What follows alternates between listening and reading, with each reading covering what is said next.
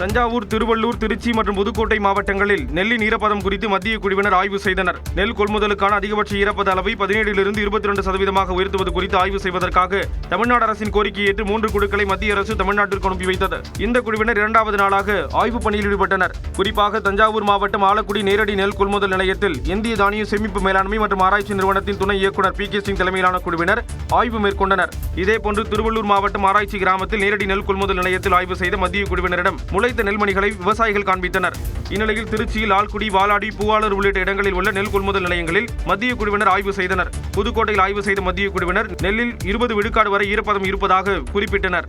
Report within வீக்கில் பண்ணிடுவாங்க. 1 வீக்கில் இல்லை சார். இப்போ இந்த 2 டேஸில் நமக்கு ரெயின் குறைஞ்சதுனால மாய்ச்சர் வந்துட்டு 20 அந்த ரேஞ்சில் தான் இருக்கு. ஒரு வாரத்தில் அறிக்கை தாக்கல் செய்யப்படும் என கூறிய அதிகாரிகள் அதன் அடிப்படையில் மத்திய அரசு முடிவு செய்யும் என்றனர். பருவமழை காலத்தில் 31 பேர் உயிரிழந்த நிலையில் மக்களை காக்க உரிய நெறிமுறைகளை வகுக்காதது ஏன் என்று முதலமைச்சர் மு.க.ஸ்டாலினுக்கு எதிர்க்கட்சித் தலைவர் எடப்பாடி பழனிசாமி கேள்வி எழுப்பியுள்ளார்.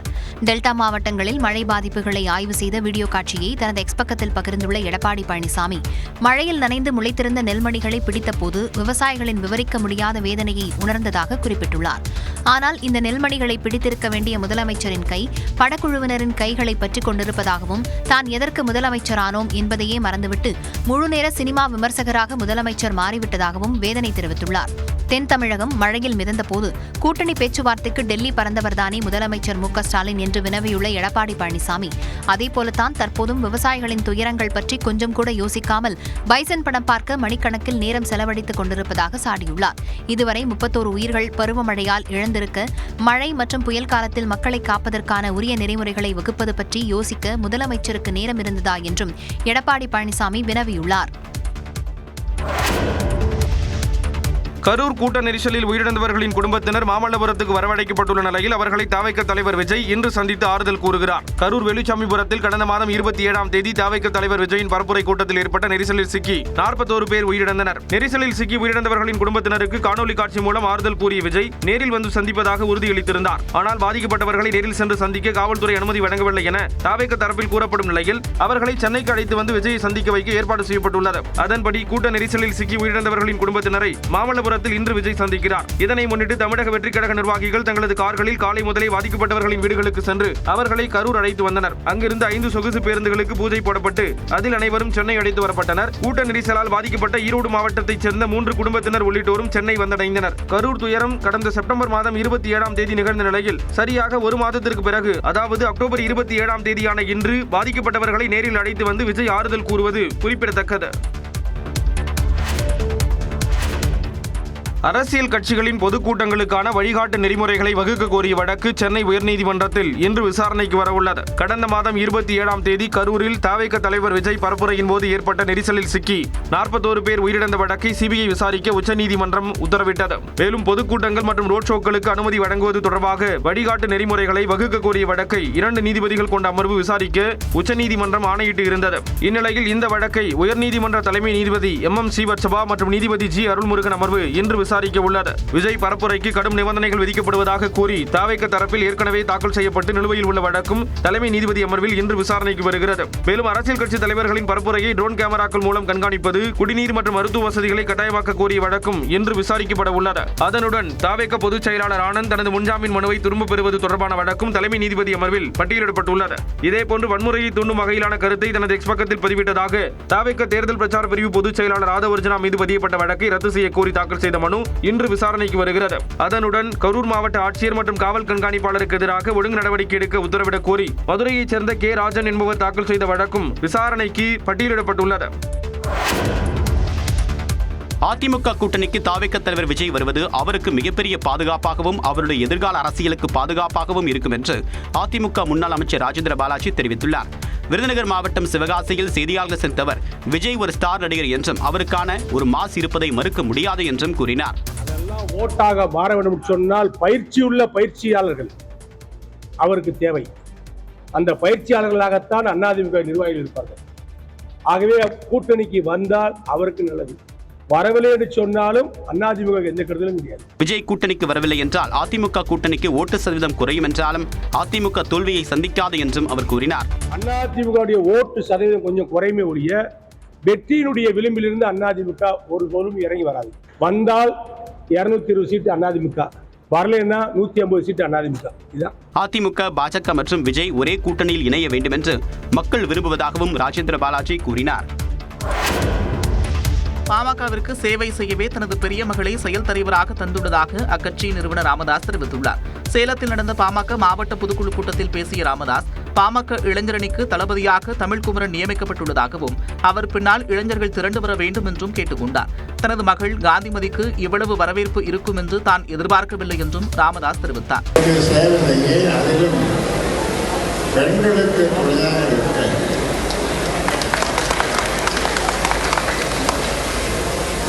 என்னுடைய பெரிய மகளை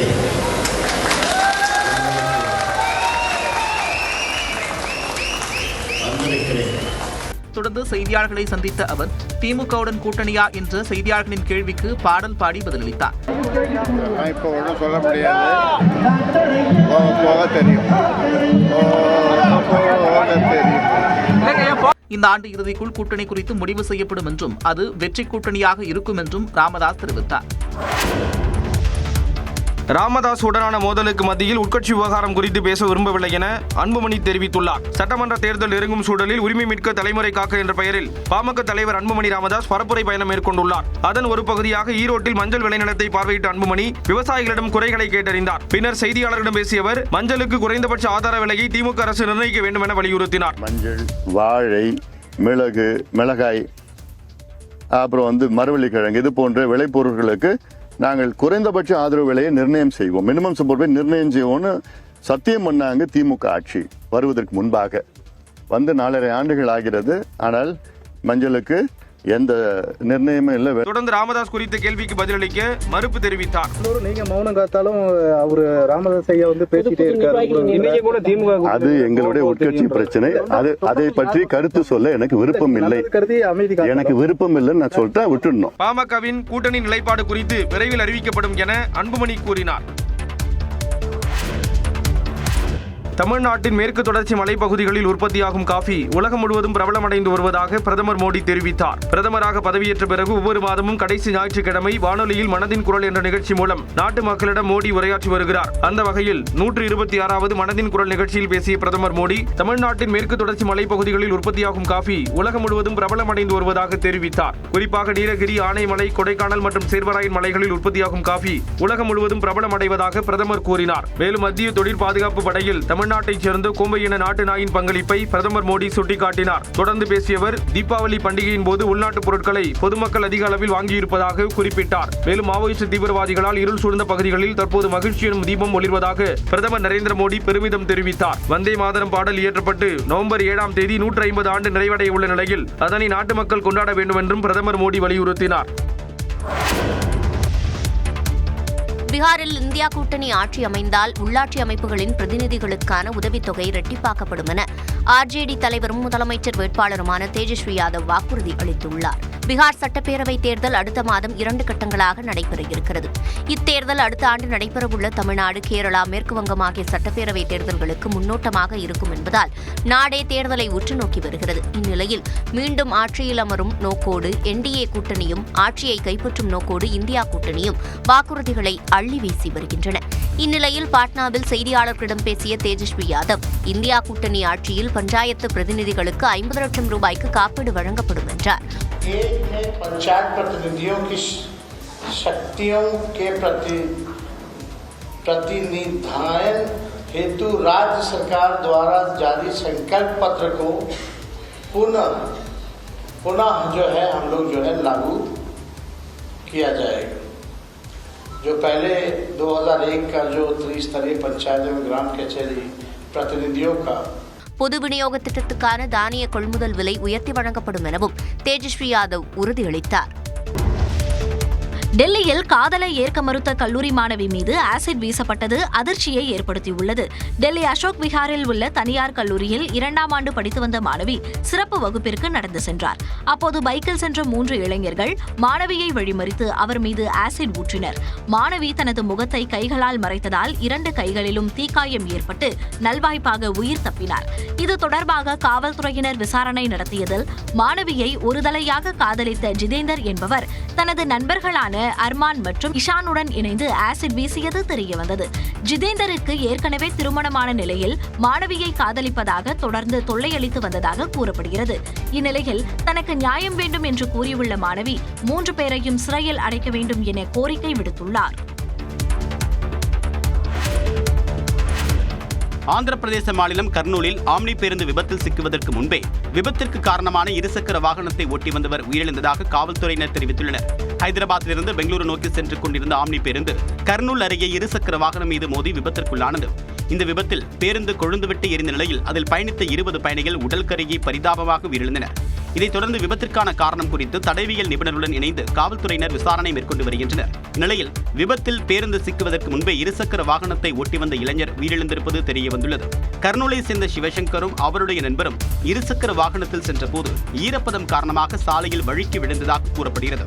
இதில் சிவசங்கர் தூக்கி வீசப்பட்டு சம்பவ இடத்திலேயே உயிரிழந்த நிலையில் உடன் வந்தவர் இருசக்கர வாகனத்தை தூக்குவதற்குள் பேருந்து அதன் மீது ஏறி விபத்திற்குள்ளானது விசாரணையில் தெரியவந்ததாக போலீசார் கூறியுள்ளனர். இதனிடையே ஆம்னி பேருந்து ஓட்டுநர் மிரியாலா லட்சுமையாவை போலீசார் கைது செய்துள்ளனர். புகழ்பெற்ற பாரிஸ் லூவ்ரே அருங்காட்சியகத்தில் கொள்ளையில் ஈடுபட்ட 2வரை போலீசார் கைது செய்தனர். பிரான்சின் பாரிஸ் நகரத்தில் உள்ள புகழ்பெற்ற லூவ்ரே அருங்காட்சியகத்தில் பழங்கால பொருட்கள், ராஜ குடும்பத்து நகைகள் உட்பட 33,000க்கும் மேற்பட்ட கலைப்பொருட்கள் உள்ளன. இந்நிலையில் கடந்த 19ஆம் தேதி அருங்காட்சியகத்தில் நடைபெறக்கூடிய கட்டுமான பணியை சாதகமாக பயன்படுத்தி ஒரு கொள்ளை கும்பல் ஹைட்ராலிக் ஏணி மூலமாக அருங்காட்சியகத்திற்குள் நுழைந்து கொள்ளையில் ஈடுபட்டது.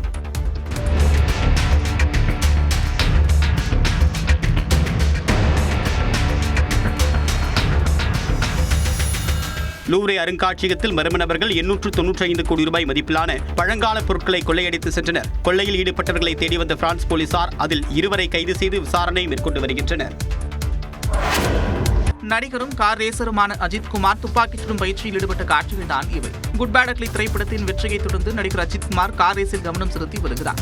சொந்தமாக கார் ரேஸ் அணியை உருவாக்கியுள்ள அவர் துபாய், பெல்ஜியம் போன்ற நாடுகளில் நடைபெற்ற போட்டிகளில் பங்கேற்று பரிசுகளையும் வென்றுள்ளார். இந்நிலையில் திருப்பூர் கொங்குநாடு ரைபிள் கிளப்பில் அதன் நிறுவனர் செந்தில்குமாருடன் இணைந்து அஜித்குமார் துப்பாக்கிச் சுடும் பயிற்சியில் ஈடுபட்டுள்ளார். இலக்கை குறிபார்த்து அஜித்குமார் சுடும் காட்சிகள் வெளியாகி கவனம் பெற்றுள்ளது.